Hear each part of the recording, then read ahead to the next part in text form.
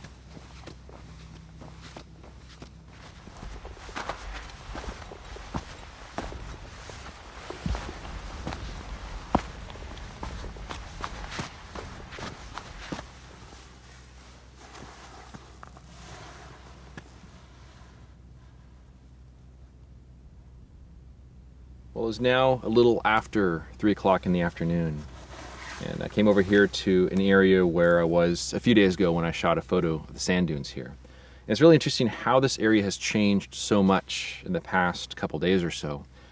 That strong wind that came through, it changed the shape of the dunes. Now they have really sharp edges on one side, and then they roll down the other side. And the other day they were rounded on both sides. So it really changed the opportunities in this area, which is one of the fun things about coming back to an area like this, because it does change so much. And in terms of change, this right here is a location that I tagged in my GPS because I really like the texture of this dried mud. It looks like cobbles in a road. And then when I was here a few days ago, the sand interface between that and the cobbles, it didn't look as nice as it does right now. So we have these sweeping lines of sand that kind of drop down into these mud cobbles. So I set up a vertical composition. I had the sand as the top of it, the mud cobbles as the bottom, with a diagonal cut between the two. And there's some really interesting lines that work through the composition. So I'm curious how this is going to look, but the challenging part is going to be the light to shoot it in. I definitely want to do a blue hour exposure, but I also want to try to nail that window when the sun is partially obscured by the horizon, because you get this really interesting soft yet warm, directional yet it's a very soft yet directional light is kind of what it comes down to. And that should work pretty well because we have some harsh textures we're working with here. I'm also thinking about maybe exposing a sheet of color negative film before the sun drops super low, just because it has a bit of a nice warm glow right now that I think color negative film might handle okay. So it'll be an interesting little experiment to see how that goes. But I've got maybe an hour and a half or so to go until the sun is dropping pretty low on the horizon. So I'm going to keep looking at the composition, tweaking things a little bit. But I'm really excited for how this one's going to turn out, and we'll see what happens.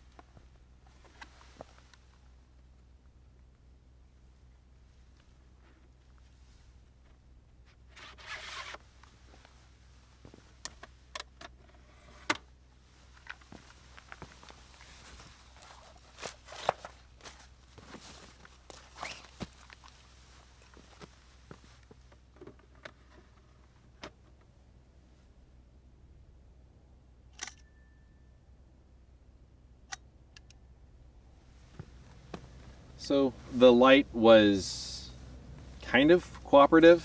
I was losing it on the sand because it's at an angle before I lost it on the cracked mud in the foreground.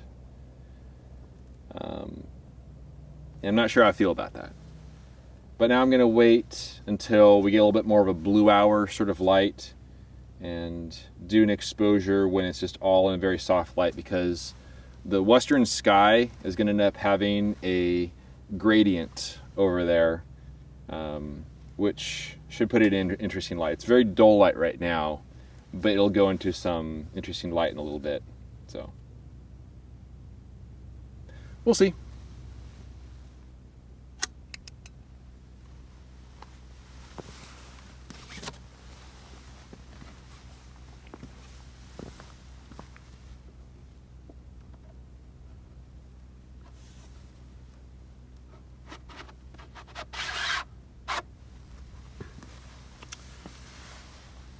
All right, so that was 15 seconds on Provia, and what's happening now is the Earth's shadow is rising back behind me there, and that's shifting the light, where the light is now coming from the west a lot more than it is from the east, and so it's giving a really soft backlighting, and the light this way is a little bit of a warmer tone, and this side it's a little bit of a cooler tone. So I have some pretty intense textures here in the foreground, and this really soft light will hopefully help to soften it all. And so far this looks to be the best sort of light. So I'm going to put another film holder in there and do another sheet as the light continues to change. So probably one more exposure. But this is the one so far I'm feeling the best about, because it's just a very soft yet directional light. So at least the wind's calm. Twilight in the desert is a sight to behold.